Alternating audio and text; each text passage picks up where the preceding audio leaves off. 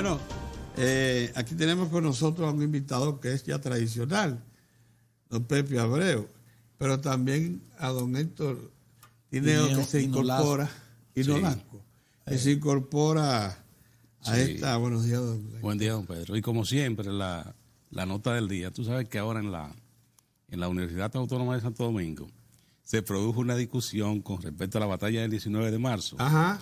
Entonces un historiador, Augusto Bravo, él decía ahí que Santana no era el que le dan todos los méritos, pero que no era, porque tenía que darle los méritos a los militares que se quedaron.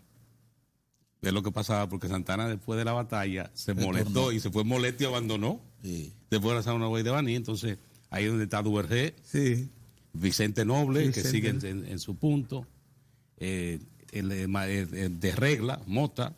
Manuel de Mota. Entonces dice ese historiador que como el soldado abandonó y no tuvo el cuidado de ver qué le va a pasar a esos militares que dejaban la zona, los méritos hay que dárselos a los que se quedaron. Defendiendo. Entonces hoy fue el día que provocó lo que generó esa decisión de Santana de retirarse, que la Junta Central Gobernativa designó a Juan Pablo Duarte jefe militar del sur. Eso fue en un día como hoy, el 21 de marzo de 1844, es decir, 2 días después de la batalla. Ante el abandono se fue molesto y se estableció en Sabanagüey. Entonces esto ha dado lugar. Después hubo que irlo a buscar allá. Sí. Don Pepe, buenos días. ¿Cómo estamos? ¿Cómo están ustedes? Bien, bien. Vi ahí ¿cómo está ese gran equipo? Están ustedes ahí en la mesa de la negociación con los empresarios, y la última reacción de los empresarios fue retomar el capítulo aquel de que para aumentar los salarios, que antes de aumentar los salarios hay que ir a volver sobre el tema de la reclasificación de las empresas. Eso fue la más reciente información recibida por parte de los empresarios a través de la Asociación de Industria de la República. Que quede claro, han dicho ellos, la reclasificación de las micro, las pequeñas y las medianas empresas. Todas. Para no crear distorsiones que puedan afectar incluso el empleo. ¿Cómo lo ve? Usted sabe Él sabe bien de lo que está. Usted sabe que aquí una de los sectores, se puede decir más protegidos, digo yo, en la política de este gobierno, es la micro, pequeña empresa y demás, porque todas las políticas que aquí se anuncian es en aras de proteger esas industrias, de otorgarles facilidades. Se le hizo una ley para facilitar su incorporación, su registro. Todo se ha hecho con esta gente. Entonces ellos quieren tratar de un tema que se discutió con ellos y se aprobó con el objetivo de facilitarles acceso al crédito, al registro y demás, trasladarlo al escenario del Comité Nacional de Salario.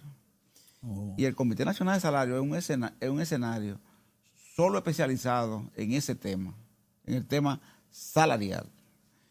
Y ahí existen unos estándares que están ya establecidos, una metodología que está establecida, y deben cuidarse ellos de no intentar reeditar lo de la otra ocasión, que fueron con esos mismos argumentos.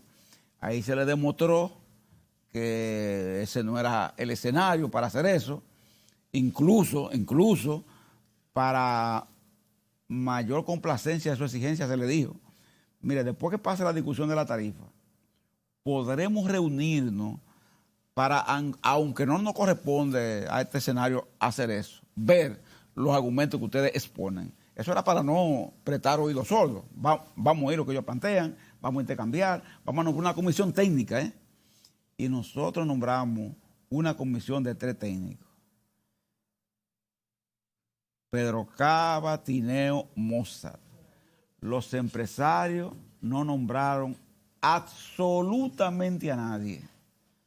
Pasaron casi 2 años, Y ahora, ¿verdad? Y ahora, cuando estamos a punto entonces de discutir la tarifa, que ya se hizo una reunión y se va a hacer la otra el próximo lunes, entonces ellos sacan este argumento. ¿Qué uno cree entonces? Que es un argumento que se toma solo cuando se está en los principios, ¿verdad?, de discutir el tema de la tarifa para sabotear la tarifa y prolongar su estadía. Hubo gente que llegó al extremo. ¿No ustedes vieron una declaración de la Asociación de Comerciantes diciendo que ellos iban a hacer una huelga, un paro contra los sindicatos porque estaban forzando a pagar un salario que ellos no pueden pagar y que ellos llaman al gobierno a intervenir, porque si no ellos van a paralizar los comercios, dicen ellos. ¿Esos son comerciantes? Los comerciantes, sí. Hasta que se resuelva ese problema. Porque ellos no pueden pagar ese salario. Sí. A quienes más les conviene un aumento de salario es a ellos, por el amor de Dios. Pero eso es lo que uno ve, ¿entienden lo que es? Entonces, usted se imagina... ¿Y con qué es lo que tienen en la cabeza? Claro, y usted se imagina el tipo de salario que pagan ellos en los comercios. Señores, son 9,000 pesos, 8,000, 12,000. Eso es lo que pagan, ¿te entiendes? Ese tipo de gente que ni siquiera asegura a la gente en la seguridad social. Y hacen muchísimas cosas ahí para evadir las responsabilidades fiscales y demás. Entonces ahora quieren tomar como argumento esto para sabotear el tema de la convocatoria del próximo 25. Y agregaron a eso el tema del código, una serie de cosas más, de condicionalidad. Explícame una cosa. Tú dices que el escenario para discutir temas como la reclasificación no es el Comité Nacional de Salario, porque dices que el Comité Nacional de Salario ya tiene un tarifario prácticamente. ¿Por qué tú no nos explicas eso? ¿En qué consiste ese tarifario? Porque ustedes ya plantearon, bueno, nosotros pensamos que el salario mínimo, el mínimo debe ser 20,000 pesos, que es a partir de 20,000 pesos. Es una propuesta que ustedes hacen. Ellos no han hecho ninguna propuesta. Y lo que responden es diciendo, no, pero antes de nosotros no nos negamos, porque ellos dicen, no nos negamos un momento a discutirlo. Pero previamente tenemos que hablar de la reclasificación. ¿Por qué tú me explicas en qué consiste? ¿Cuáles son esas tarifas, ese tarifario que hay en el Comité Nacional de Salario que tú dices que no hay por qué discutir reclasificación ahí? Fíjense en esto. Ustedes saben que en la discusión de ahora, de esta etapa, se van a revisar 5 tarifas. La tarifa de la gran empresa, la mediana, la pequeña, el trabajo de campo y los guardianes privados. Exacto. Esos son las 5 tarifas, ¿verdad? Porque turismo es aparte, construcción es aparte, como ustedes saben, ¿verdad? Como es el asunto. Zona franca es aparte. Bueno, sector azucarero también es aparte. Entonces, esas 5 tarifas son las que se revisan y, por supuesto, ellos están en esa tarifa. Pero fíjense, cuando uno habla de 20,000 pesos, usted sabe a qué nos estamos refiriendo, es a la gran empresa. No es a ellos. ¿No? 20,000 pesos para la gran empresa. Es a la gran empresa. O sea, no es a la micro ni la mediana. En definitiva, oigan bien, porque hay que aclarar la cosa. No es micro ni mediana. No, cuando usted te va a la mediana, usted está hablando sencillamente de 13,000 pesos. Pero cuando usted se va a la otra, a la pequeña, micro y demás, usted está hablando de 9,000 pesos aproximadamente. Entonces, ellos tú lo ves con este alarme y tú estás pensando como que va a haber una hecatombe, tú ves. Y sencillamente es algo que no es más que ponerle unos pesos más a estas personas para que consuman arroz, habichuelas, carne de pollo, más o menos, se transporten, se puedan transportar a los mismos trabajos. Es eso nada más. Para que lo consuman ahí, exactamente ahí mismo. Para devolvérselo a ellos mismos. A esa misma gente. ¿Ustedes recuerdan lo que dijo el gobernador del Banco Central? ¿Ustedes recuerdan lo que dijo? Sí, claro. ¿Qué fue lo que dijo? Él dijo, este país hay que distribuir mejor el tema de la riqueza y para ello los empresarios, él lo dijo, deben tomar en cuenta que si no se resuelve la situación salarial, entonces la riqueza seguirá siendo más. Y te ha señalado una economía. Él lo dijo de ahí. Y te ha señalado el gobernador, de hecho le ha llamado la atención. En el momento cuando se refirió, la gente se lo contestó que no, algunos cuestionaron. Eso es así. Él ha llamado la atención que es una economía, señor, una economía con un crecimiento sostenido, mire, y mencioné histórico. República Dominicana, o sea, usted dice que una economía crece 7%. Y que se mantiene robusta. Eso es mucho dinero. Es una economía. Entonces, lo que decía el gobernador, ¿por qué la gente dice que no lo siente? Por lo que estamos diciendo aquí. Por eso mismo. Si tú estás hablando con empresarios que te están regateando unos pesos más. Señores, los aumentos que pedimos nosotros es más alto, porque a nosotros nos gusta calcularlo diario. son 600 pesos diarios, el más alto. El más alto. Todos los demás van en escala descendente, 500, 400, 300. ¿Dónde están esa gente? Tratan de confundir. Son 300 diarios. Y cuando usted analiza qué significa, usted le pone la mano a un hombre o a una mujer, 400 pesos diarios. Diario, para que con eso cubra todos los compromisos que tiene por delante. ¿Usted se imagina para qué quedan? No dan absolutamente para nada. No es de que se va a hacer rico y va a tener la oportunidad de irse a una vacación a los Alpes suizos. ¿Entiendes lo que? No, Pepe, no tiene esa posibilidad. ¿Tú sabes otra cosa que plantearon los empresarios que les inquietó mucho? Unas declaraciones que dio el ministro de Trabajo, en el sentido de que los empresarios debían responder a ese requerimiento. Las dos cosas. Primero, el gobierno dio una demostración, una muestra de que está interesado en que se incrementen los salarios, porque aumentó el mínimo, lo llevó a 10,000 pesos. Lo llevó a 10,000 pesos. Y propuso, o va a aplicar ya a partir del próximo mes, va a aplicar 10% hasta de 10 a 20,000 y un 5% de 20,000 hasta 30. Entonces él dice, bueno, si no lo hacen, entonces no tendremos que ver abocado a hacerlo por vía administrativa, que ya se hizo en el país cuando se aplicó vía administrativa un aumento general de salario. ¿Cómo lo ven ustedes eso? Eso es importante porque nosotros saludamos inclusive lo que el gobierno hizo, porque desató un nudo que hacía mucho estaba atado, ¿verdad? Un nudo gordiano que no rompía. Ese lapso. Sí, porque había aumentado, pero en forma sectorial. Se había hecho sectorial y se hizo en general. Incluyó gente como los cuerpos de bomberos, que nadie se acuerda de ellos, por ejemplo. Los pensionados, que aquí mismo lo tratamos muchísimas veces. Las pensiones de 5,000 pesos, ¿te recuerdan eso, verdad? Y eso fue bueno, que reconociera a esa gente. Debe ser tomado como ejemplo por los empresarios. Que ellos decían siempre, pero ¿por qué el gobierno no aumenta? Que el gobierno dé el ejemplo, ¿verdad? Bueno, pues ahí tiene un ejemplo para que actúe. Entonces ahora ellos dicen eso. Y el ministro lo conectó con algo que pasó, recuerden, en la otra ocasión. Cuando el 20% se aumentó en la tarifa pasada, fue el fruto de una votación conjunta entre el sector gubernamental, vía el ministerio, y el sector sindical. Acuerdo que los empresarios se separaron y se retiraron. Entonces, con la votación de 2, fue que se impuso, diríamos así, el tema del aumento del 20% de la anterior ocasión. Una parte primero. Claro, no. Muchísima negociación, duramos 6 meses hablando. Y al final ellos dijeron que no aceptaban, se pararon y entonces votaron entre los dos sectores. Lo que se le está diciendo a ellos advirtiéndole a ellos es que para que esa historia no se repita, ¿tú entiendes? Eso es lo que está diciendo. Que ellos traten de hacer una propuesta que sea razonable. Ya el próximo lunes tenemos la reunión. Ellos anunciaron a través de César Dargan, que ellos llegaron a un consenso para hacer una propuesta. Pero eso es importante. No han dicho en qué consiste, ¿verdad? Pero una propuesta. Le doy la primicia a ustedes, ¿verdad?, de que han hablado de una propuesta. Y es importante, porque cuando tú estás hablando con alguien, un interlocutor y cosas, independientemente del tipo de propuesta que haga, lo que interesa es que finalmente la ponga sobre la mesa, la diga. Y ya ellos dicen que la tienen lista y esperamos que el lunes la lleven al escenario y que nos pongamos de acuerdo. Eso es lo que espera el movimiento sindical. Mira, cuando mencionaba las 5 tarifas que concretamente se están discutiendo, grandes, medianas, pequeñas, mencionaste también a los vigilantes privados y un cuarto sector. El trabajo de campo. Trabajo de campo. Entonces, en esas dos, ¿cuáles son las tarifas que se persiguen en este momento? Trabajo de campo y vigilantes. Por ejemplo, el trabajo de campo, los empresarios nunca han querido sincerizarlo.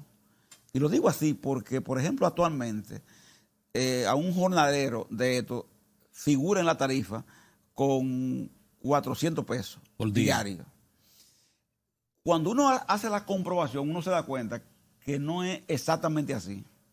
Que dependiendo el área, la rama y demás asuntos, ese jornalero puede cobrar más que lo que la tarifa señala. Sí, claro. ustedes hasta lo saben. 500, está sí, comprobado 500, que así hasta 500. Eso es así. Pero el sector diario. empresarial, si tú le dices a ellos, por ejemplo, miren, no aumenten, no. Pongan lo que ustedes pagan. Vamos a poner lo que ustedes pagan. Y ya. Ellos te dicen inmediatamente que no, porque entienden que eso le puede traer otro tipo de compromisos legales que no quieren asumir. ¿Tú ves? Entonces, dicen que no. O sea, son no leones, no son cualquier cosa. Ellos hablan mucho de la legalidad, de instituciones, pero cuando les toca a ellos, mire, dicen que hablan de transparencia. Transparencia. Pero ustedes dicen, vamos a transparentar la tarifa, porque eso habla bien de ustedes. Sí. Claro. Usted está pagando más que lo que uno está planteando. Sí. Pongámoslo ahí nada más. No aumenten. No. Preferimos. Y entonces mantenemos la tarifa deprimida en el escrito, en el escrito, con 430 pesos. Sí. Por ejemplo, en el caso de ellos. En el caso de los guardianes, ellos están ahora en 13,000 pesos. 13,000 pesos. Ustedes saben cuál es el trabajo de los guardianes, lo duro que es, difícil, trabajan horarios diferentes y demás asuntos. A ellos se les puede subir el horario hasta 10 horas, independientemente de las 8, y tienen mucha presión en su trabajo. Sí. Nosotros estamos planteando que se les lleve a 16 en el aumento, en el planteamiento nuestro. Ellos están actualmente en 13. Entonces, esas dos tarifas son las que están aparte de las grandes, pequeñas y medianas. Muy bien. ¿Sabe que con respecto al campo, yo quisiera detenerme un poquito ahí? Porque uno de los mayores perjuicios que enfrenta la economía de hoy es el deterioro del salario en el campo y el ausentismo que causa principalmente en el jornalero dominicano, que está siendo desplazado masivamente por la mano de obra haitiana, que aunque incalificada, está ahí. Pero ya hay una realidad. Pero ya hasta los haitianos están escapando, Pedro. Prefieren el motoconcho. Pero hay una realidad también que la conocemos. Los haitianos ya no quieren trabajar en alta montaña. Hay una realidad que nosotros la conocemos, la conocemos, que se da hoy en el campo, es que ya tú te encuentras con un perfil de un trabajador que no trabaja así, de los 400. Hay una práctica que se está tomando, y por eso cito a Mozart, porque Mozart la conoce también. Sí. Y ya tú sabes, ellos incluso te hacen frases y te dicen, bueno, esa parte yo te la hago por tanto. Y cuando tú pasas balance, gana más dinero. Sí, porque ellos transan el trabajo. El trabajo, sí, por ejemplo, esa parcela yo te la limpio por tanto. O sea, ya el trabajador no es ese trabajador que tú encontrabas. Por eso es que no quieren ellos, los empresarios del sector, sincerizar el tema del pago. Sí. Porque uno reconoce que están devengando más. Sí. Pero cuando usted va a la tarifa, no ocurre así. ¿Entiendes? En la tarifa escrita, en lo que está escrito, Pepe, en lo legal. No es bueno, así. ya, mira cómo se han aclarado las cosas. La tarifa, porque cuando los empresarios dicen, hay que reclasificar porque eso va a dañar a las pequeñas, no dicen que ya hay tarifa, que una cosa, ese 20% que están es para los grandes, están diferenciadas. Claro. Esto es para los grandes, es para esto los es para grandes. medianas y esto es para las pequeñas. Claro. Estamos claros. O sea, con que eso, sigue ¿verdad? el criterio para un aumento, y ustedes lo comparten, de que se No, maneje y que van a hacer una oferta por sus ya. sectores. Sí, como ha sido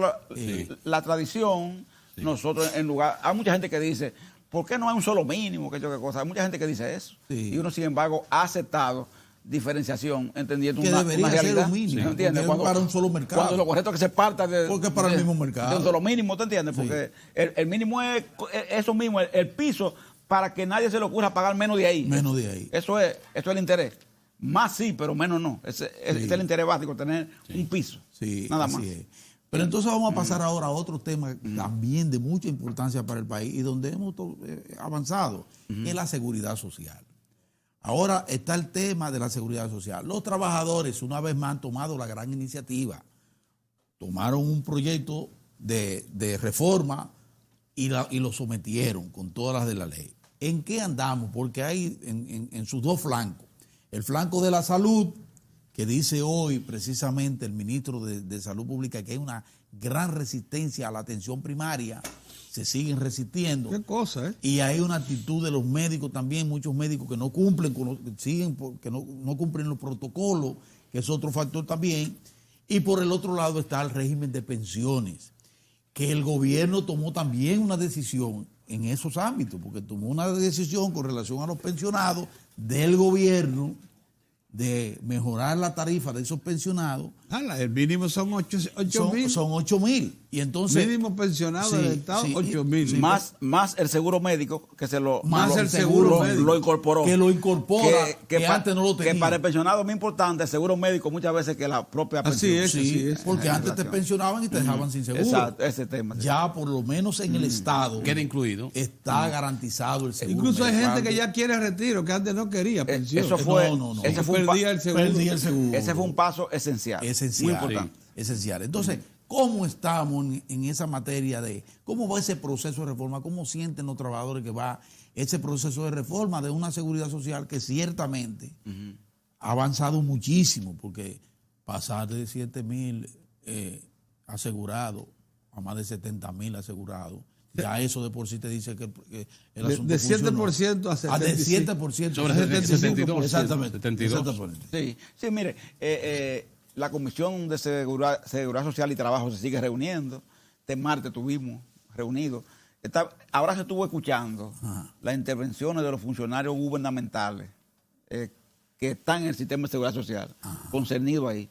Se oyó la posición de la DIDA, de Salud Pública, de la Tesorería, del ministro de Trabajo, de Rafa Pérez, de pensiones, que hablaron ahí. O sea, todos estos funcionarios pusieron, porque ahora hay una variación de la discusión. Acuérdense que cuando nosotros presentamos nuestro proyecto, la parte sindical, fue un proyecto que se presentó y no había contrapropuesta frente a lo nuestro. O sea, como dice, ¿verdad? Tomamos una iniciativa en solitario prácticamente, ¿verdad?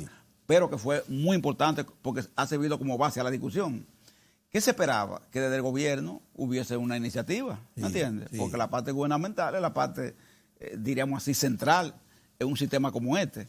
Afortunadamente, el gobierno presentó su propuesta. ¿Estamos de acuerdo con ella en todo? No. Hay divergencia entre la parte gubernamental y sindical. Mucha coincidencia en el aspecto salud, pero mucha divergencia en aspecto pensional. En los aspectos que se refieren a los pensionales. Ahí hay que estar porque, como ustedes saben, detrás del tema de las pensiones hay un poder, que es un poder que... sector financiero, existe, claro. Un poder financiero. Los grandes bancos. Que existe, está ahí, los grandes bancos, y como ustedes saben, esa gente está sobre eso. Eso es. Bueno. En ese planteamiento que se ha hecho desde el gobierno, se le dijo al presidente, porque él fue que lo anunció en la rendición de cuentas, que debía revisar cuáles fueron los técnicos que prepararon ese planteamiento. Yo lo digo así porque uno no quiere a un presidente atribuirle los conocimientos de todos los temas. No, uno sabe, eso tiene su uno sabe que tú tienes áreas, ¿verdad? Claro. Y gente en la que confía o no. Sí. Pedro Cava, Mozart y Tineo. Cuando se han hecho los cálculos de la forma en que está planteado ahora el sistema de pensiones, arrojan datos que evidencian que las administradoras de fondos de pensiones, a la larga, con la metodología que se plantea, quedan intactas su ganancia con relación a cómo está el sistema actual. ¿Y quién fue el mago? Es decir, entonces uno anda buscando, ¿verdad? ¿Quién fue que lo preparó? Porque la gente que lo preparó no ha dicho... el ministro de Trabajo, oiga lo que dijo el ministro de Trabajo, oiga esto. Él dijo, en esa... estamos hablando en pleno Senado, ahí mismo. Ahí participamos, dijo él. Yo estuve ahí, el superintendente de pensiones y Kirsi Jaque. Ay, mamá, sí. O sea, tú me estás diciendo ahí que tú entonces me incorporaste al equipo gubernamental. Sí. Tú me incorporaste entonces a la técnica de la SAFP para que fuera la que preparara el anteproyecto con relación a las AFP. Entonces tú te preguntas, ¿y los otros? ¿Y los demás sectores? Por ejemplo, ¿y los trabajadores? Un técnico del sector trabajador no estuvo ahí. ¿Tú ves? Entonces, eso trae... Ustedes tienen su técnico. Para hacer eso, sí. La legítima sospecha, ¿verdad? De que... Legítima sospecha. Sí, de que el cálculo, ¿verdad? Entonces, tú tienes que volver a hacerlo, a recalcular. Y entonces, estamos planteando eso y se va a ver de nuevo. Otro aspecto peligroso que quiero aprovechar para advertirlo, señores. Quieren meter el tema de cesantía laboral por esa vía. Es decir, como no le ha dado resultado al sector empresarial. Meterlo por las ARS. El tema del código, hacerlo entonces, oigan por qué vía. Se crea el Instituto de Protección a los Riesgos Laborales, la ARL, la que existe. La ARL que existe, ustedes saben que es la que maneja los riesgos laborales. Sí. Entonces, por la vía de esa institución, se establece ahí dos párrafitos, que pasaron desapercibidos, que nadie se dio cuenta, pero que ahora caen en manos de uno. Y se establece ahí que habrá que ese instituto se encargará de la protección, del auxilio de cesantía y del seguro de desempleo. Eso pretende que en lugar de que sean los empresarios que paguen la cesantía, que lo haga el Estado, que haya un instituto vía el Estado, que sea el que pague eso. Eso, por supuesto, señores, es poco conocido, pero cuando eso se conozca y se sepa, va a traer grandes dificultades. Dice el pueblo, déjame ponerme yo como abogado del pueblo, del diablo. Dice el pueblo, Pepe, que no importa que sea ñato, que lo importante es que respire. Si su cesantía va a estar cubierta por esa vía, ¿por qué quejarse? Ese es el detalle, como decía Cantinflas. ¿Sabes cuál es una película? Ahí está el detalle. Ese detalle. Te estoy preguntando. Ese detalle. Si como quiera ustedes van a tener garantizado su cesantía. Muy bueno. ¿Por qué quejarse? Hermano, ¿qué es lo que ocurre? Ajá, cuéntame. ¿Qué es lo que ocurre? Cuéntame. Lo que ocurre es que el sector empresarial le dice a uno lo siguiente: mire, si Pedro Cava está aquí, empleado, ¿verdad que sí? Pedro Cava tiene 5 años, ¿verdad? Yo les respeto sus 5 años. Ya, tiene 5 años. Ahora, a partir de los 5, si eso se aprueba, él es un trabajador nuevo, ¿verdad? Él tiene los 5 años, se reconoce, pero a partir de ahí, él es un trabajador nuevo. Entonces, a partir de ahí, lo que él va a recibir como cesantía son 6 salarios mínimos. No importa el tiempo que dure laborando en la empresa. Por ejemplo, si él dura un año, y son 6 que tiene, ¿verdad? Los 5 los recibe, pero recibe un mínimo por el otro año, un mínimo por el otro año, un mínimo por el segundo año, un mínimo por el tercer año, y así sucesivamente, mínimo, no lo que él gana, mínimo. Entonces, en los 6 hay un tope ya, y aunque él dure, por ejemplo, 10 años, 20 años, no solo tendrá derecho a esos 6. Hermano, y eso, como ustedes sabrán, la gente, no hay forma de tú dárselo a tomar, ese trago. ¿Y qué dicen un trago amargo, ¿entiendes? Sí, eso es higuereta. La posición empresarial es que ellos pagan un chin de miel de abeja. Nos queda un minuto. No. En todo este proceso que conocemos hasta ahora, ¿ha quebrado alguna empresa por el sistema que se aplica de liquidación? Qué buena pregunta. Nunca ha sido por eso una quiebra de una empresa. Crisis bancaria quebró muchísimas empresas. Esa sí quebró. Esa sí quebró. No fue por eso. La crisis bancaria. Nunca fue por eso. Mira, Pepe, un tema que se quedó a la hermosa de la trabajadora doméstica que han estado llamando, qué va a pasar con ella. Dice, las empleadas domésticas que han preguntado qué va a pasar con ella. La empleada doméstica está en la discusión porque hay para ella una ley aparte, porque no puede darse el mismo código para ella que se da para el empleado común y corriente, por las razones de la intimidad hogareña y otro asunto, ¿verdad? Que hay que reglamentar. Pero se ten eso. Qué bien. Gracias, Alex. Vamos a invitar a Kirsi. Invítenla para que ella le explique cómo fue que esa comisión se constituyó. Ella explica tan bonito, ella sabe explicar. Sí, ella sabe. A Kirsi, invítenme a Kirsi. Pepe, gracias. Nosotros nos vemos mañana, Dios mediante.